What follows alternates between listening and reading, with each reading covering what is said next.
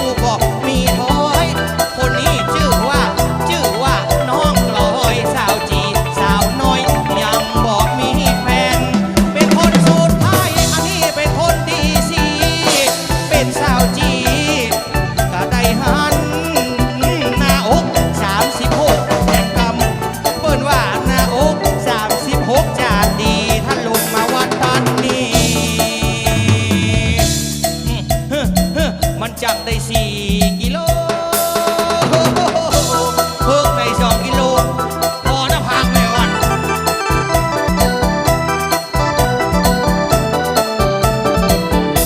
มีการมีงานละมนงานสั่นเล่า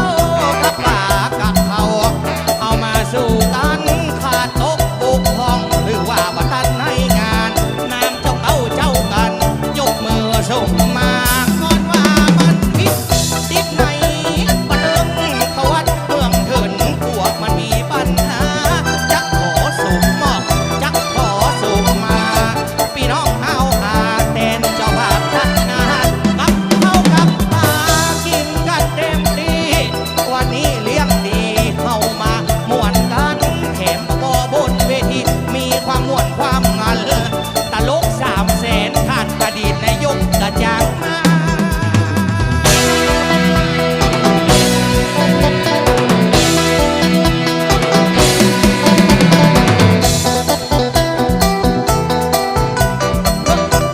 วันนี้ท่านอดีตนายกสมยศนะครับลงทุนเป็นพิเศษติดต่อเอาของขวัญชิ้นเอก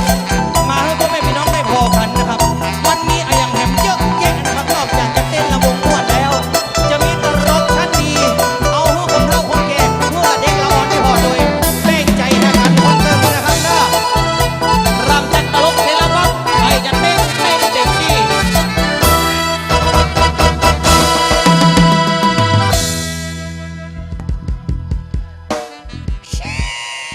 เลี้ยงเช้าเลี้ยงบ่าเจ้าเลี้ยงใบแข็งเนาะ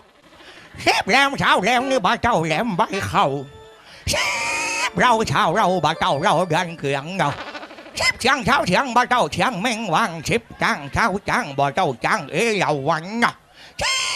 ฟวันเช้าวันนี้ถึงบ่าเจ้าวันนี้วันม่วนวันงั้นวันชาบขี้ห้าแม่บ้านมันเห่าท่าใครตบมือถูกหวยรางวัลที่1วันโพกวันเฮงใครนั่งพอบ่ได้ชะตังกับบ่ฮืดบัดมือกับบ่ตบซื้อหวยขอให้มันสวาดไปสวาดมาวันดึงว่าหวยตึงบ่ลอยสักเตืออาจารย์หมอเมื่อจะไปเจือมันยังเลขดีเลขเด่นเลขเก่งเลขตังพ่อรับฝันหันว่าพี่ผู้จานมาเล่าพ่อรับฝันหันจะมีเข้าหูพ่อฝันหันว่าหนูลูกเข้าหูเต่าตกปันผู้ชมฝันยุบนมคนเท่าไปซื้อช่องเก่าก็ยังมาเข้าสัก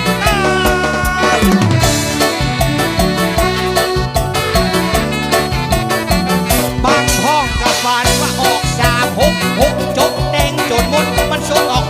633ซื้อเลขบ่ปิดบ่ได้อีกสักคำตกปันวิ่งคำฝันบอกมันมาบอกมืออย่าเลขบ่ออกแต่งในยุ่งในมีเลขคนเลขผีอันนี้กูตึงว่าสิ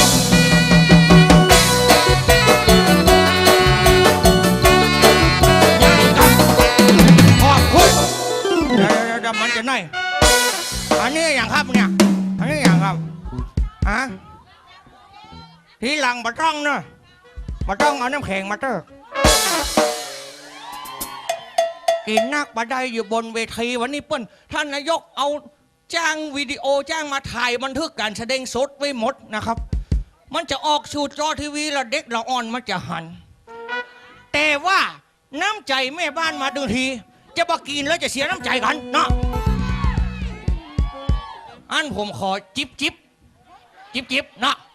ครับขอโทษเลยนะครับท่านผู้ชมที่ดูผ่านทีวีนะครับขอโทษโดยนะครับมันจะเสียน้ำใจแม่บ้านผมขอจิบแค่นั้นนะครับ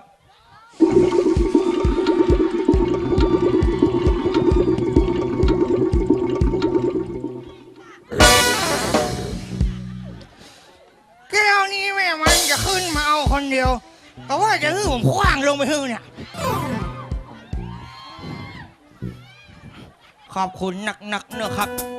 ตั้งนี้ต่อวันไปหน้ารับได้เงินหมื่นตื่นได้เงินแสนเงินได้เงินแสนหาได้เงินล้านวันไหนขี้ขันได้สัก4-5 พันย้ำรับฝันหันได้สัก4-5 หมื่นย้ำแม่เลี้ยงตื่นได้สัก4-5 แสนวันไหนแกนหัวไหลเข้าบ้านแม่เลี้ยงสัก4-500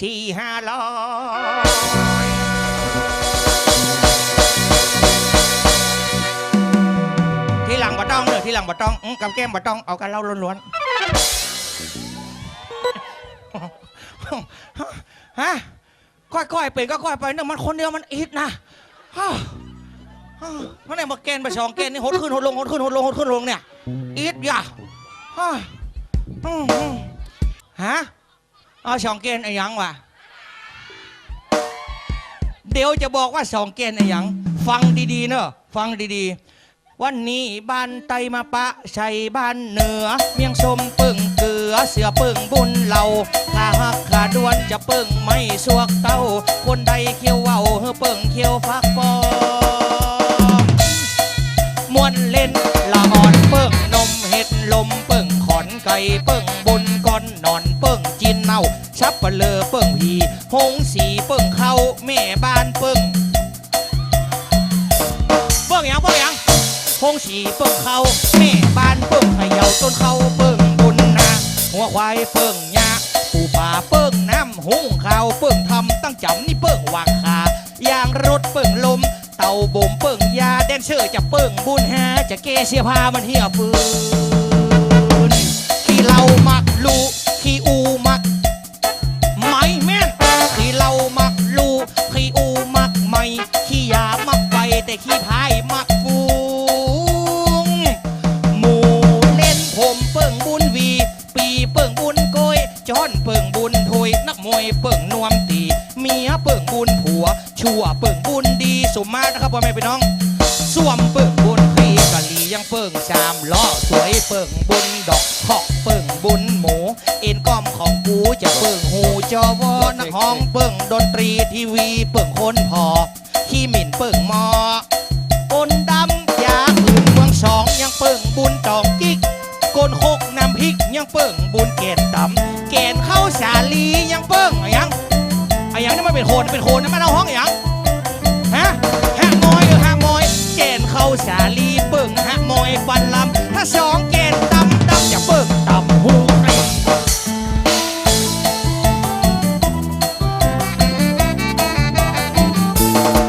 นายมอนละหมูแห่เปิ้งกองไข่ของเปิ้งหันตำนวดเปิ้งด่านคนขี้คานเปิ้งมอนแดดเพิ่งเปิ้งหางตูบหางเปิ้งดอนหลังคาเปิ้งก่อนถ้าเตียงนอนกับเปิ้งเตียงนอนเปิ้งยังหลังคาเปิ้งก่อนเตียงนอนกับเปิ้งจะนั่นลาแล้วหน้าเต้าแข้งเต้าขาหรือเจ็บบ้าหัวเก่านี่แหละน้องแหละก้อยเป็นแต่น้อยอ่ะเอาใจแม่บ้านทั้งลุ่มมาไว้ไว้ให้อีกคนเดียวว่ะหมูนี่นะสู่เขานะหันนึกมาแต่เจ้าวงปุ่นอะนึกว่าเขาจะแข่งออนขาสึงปิกบ้านไผ่บ้านมันไม่มีปุ่นเลิกย้ายมาให้เป็นหมูอ่ะเขากว่าได้ปะแท้ๆบอกกันเลยป้อใจบ้านเฮาครับติดเต้นดีแข่งดีเต้าซ้ายเต้าขวาเด้งหน้าเด้งหลังเลยนะหันอย่างนี้นะปิกบ้านชื่อหล่นเกินอย่างไม่นี่บางคนใช่ไหมท่าเดียวชุดคืนไก่ย่าง5 ดาวแบชเชนเบนตอนเมื่อวานกินเหล้าฉันลิตในบัดเตือฮะมามีขอค้านโอ้สมาเตอร์มามีอ๋อนี่จะได้น่ะฮะแล้วออนที่ไหนมาเนี่ยฮะเอาผ้าเหลืองไปช่อนไว้ไหนน่ะฮะเอาไปจีครับอ๋อเธอบะมีลุงนี่มะม่วนเนาะเพราะว่าผลิตภัณฑ์เนี่ย1 ตำบล 1 ขี้เหล้าน่ะฮะอ๋อนี่ผสมโซดาแล้วอ๋อเอาจ่าย5 ละเมื่อกี้นี่จิ๊บเอาใจมาได้อันนี้มาเต็มแก้วแต่5 ละโอ้โหอันนี้ปล่อยอย่างครับสมมาเด้อแม่บ้านเด้อแม่นฮะอันนี้ปล่อยอย่างเหรอปล่อยเลี้ยงอย่างปล่อยเลี้ยงหมูปล่อยเลี้ยงหมูเป็นตัวอย่างที่ดีของพี่น้องเมืองเถินหันลูกหันหลานมาแสดงเป็นตัวอย่างที่ดีนำมาให้100ขนาดเท่าห้ำท่านนายกสมยศทั้งหมดเจ้ายังบอกมาสักชาวเลย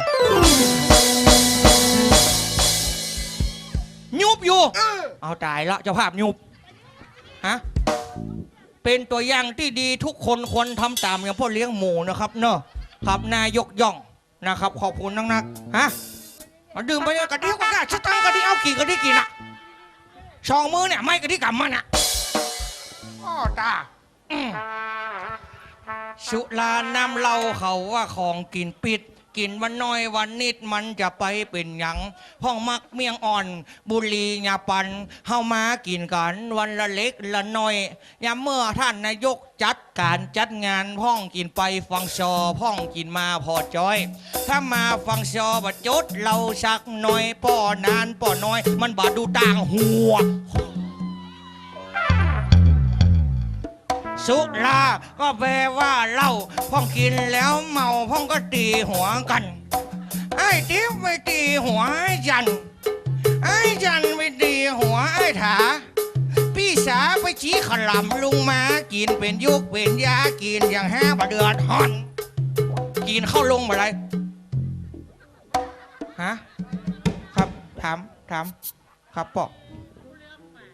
ฮะไปเลี้ยงหมาว่าเลยครับ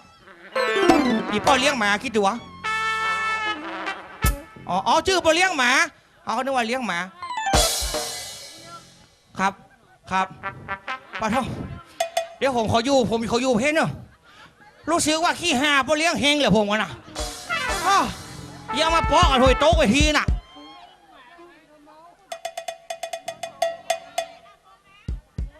เดี๋ยวพบกับจ้างซอสาวแห่งคนหนึ่งเสียงดีท่านนายกสั่งเป็นพิเศษบอกว่าเอางำเอาจิใจถ้าเป็นเห็ดลมนี่เห็ดลมจังเดาถ้าเป็นเห็ดทอบนี่คือเป็นเห็ดทอบไหลดอยคัดมาเป็นพิเศษขอเอามาห้ำกินห้ำตาลห้ำเกาห้ำไปคือท่านนายกสักกำผมคัดมาแล้วครับอยู่ตั้งลุ่มเวทีขึ้นละไม้พบกับซอซิ่งสติงวันจากพันนี้แม่แตงอีกหนึ่งรอบครับอีกหนึ่งรอบว้าวชับ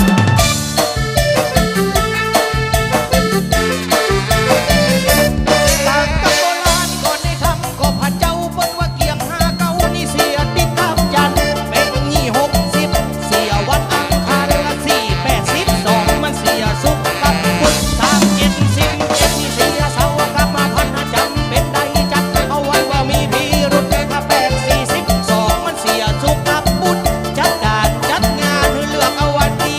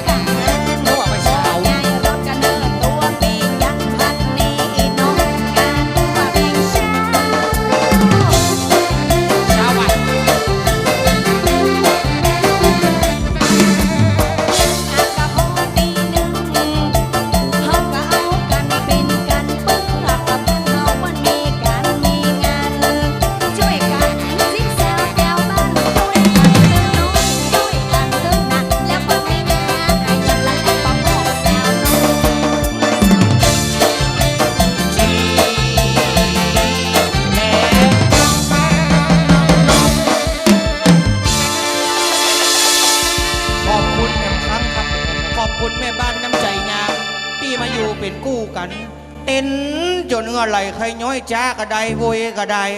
ขอบคุณนักขอบคุณหลายๆฮะ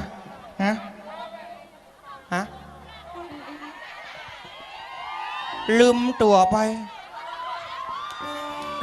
เป็นยังผมย้ายไปฝากที่น้องพันนีก็ได้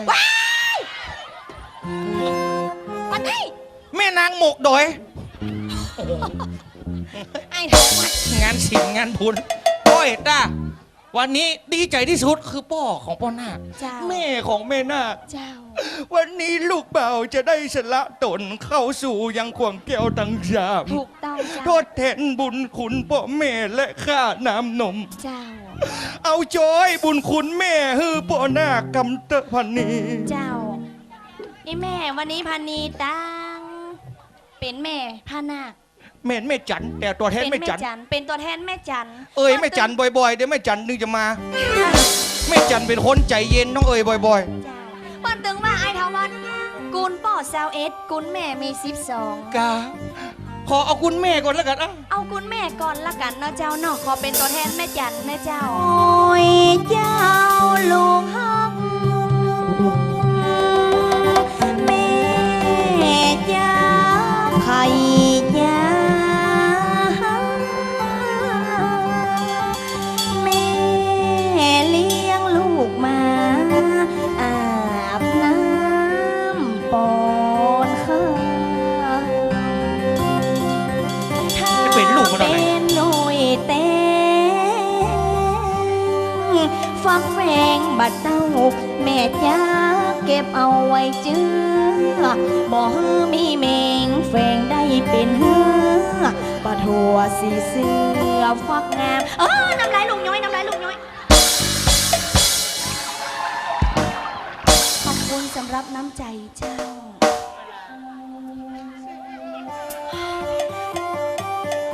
เสียดายลูกคำมีเสียน้ำตาแม่เตือนระวังลูกนั้นบ่ได้เป็นดีข้ายหา แม่ ครับผม แม่แม่ แม่ครับ ครับผม กินปลาบึกจีเนี่ยหูเด้งหูดังทึกเลยครับแม่ แม่ ครับผมละให้ยัง น้ำตาลูกไหลแม่ ครับผม น้ำลายลูกย้อยแม่ครับ ครับผม ลูกให้กินนมแล้วครับ น้ำนมแม่บะมีลูกเฮ้ยน้ำนมแม่มันแห้งไปละ น้ำนมมามีแล้วลูกจะกินได้อย่างแม่ เอาอีปะวันนี้ป้าเลี้ยงไก่ย่างกินไก่ย่างบอ ลูกมากๆลูกก็เป็นโรคเก่า กินตำส้มบอ ลูกมากๆลูกมากินหา กินตำสี่บอ ลูกก็เป็นโรคกระเพาะ กินหีบอ ไอ้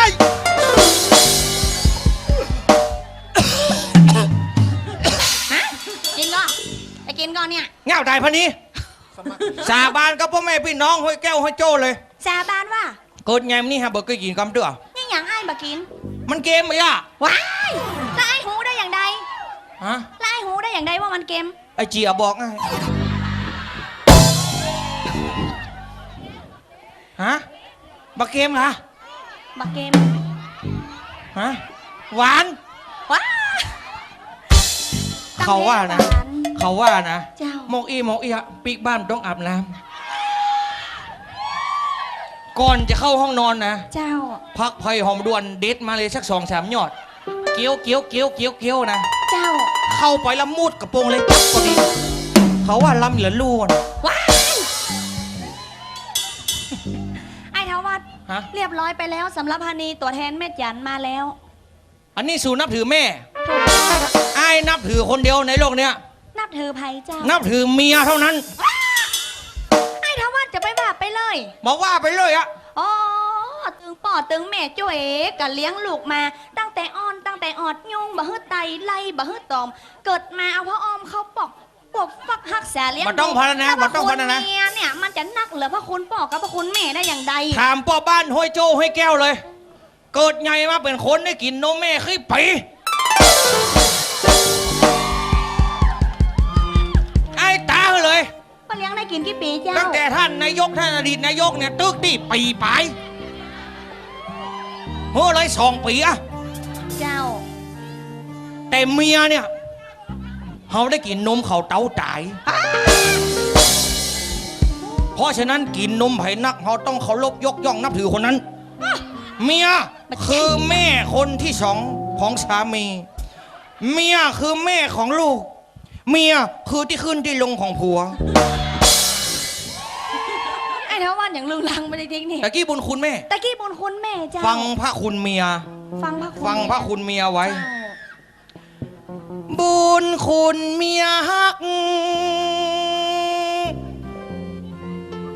อย่างเงี้ยหมด แล้วงี้ได้มาเป็นปันอ่ะ ปัน แล้วของเฮาเมียนี่จะมาเป็นปันก่อนฮะ จะถึงก่อนฮะ5 บาท มาเอามาก่อน มาฮะ มัดจำว่าไงคาราโอเกะเพียงจอมก่อนนะเพลงออกอ่ะ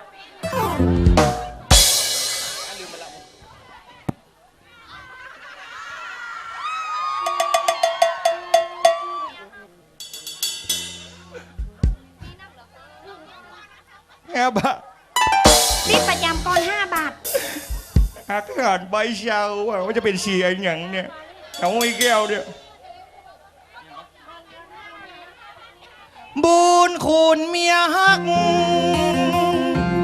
มีนักเหลือเกินสูดจะประเมินกล้าออกมาได้ ตั้งแต่แต่งงานฝากพี่ฝากใคร อยากกินอันใดได้หมด ผัวอยากกินต้มปลาลิมปลาขาวปลากดเมียก็หาฮื้อกินฮื้อจม ผัวอยากเข้าวต้ม ผัวอยากเข้าวนมคืนไหนผัวอยากกินนมเมียก็เปิดฮื้อเมียก็เปิดฮื้อ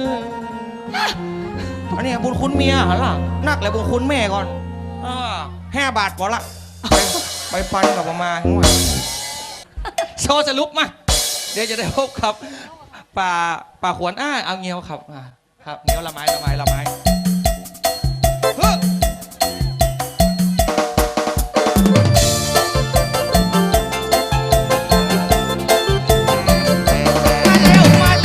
ก็ได้หันเสื้อแดงมาแล้ว1 แบงไม่เลี้ยงอย่างบอกมันบอกชื่อนายเหรอจะขอขอบคุณน้ำใจบ่อแห้งเอามา1 แบงเป็นน้ำอกน้ำใจวันนี้ท่านนายกทักงาน